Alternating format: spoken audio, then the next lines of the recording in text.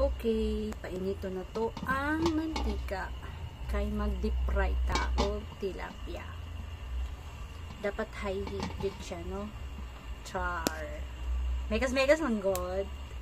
Charan! Naraang tilapia nga atong lutuon. Worth of 1 kilo ni siya, no? Isa ka buok is 1 kilos.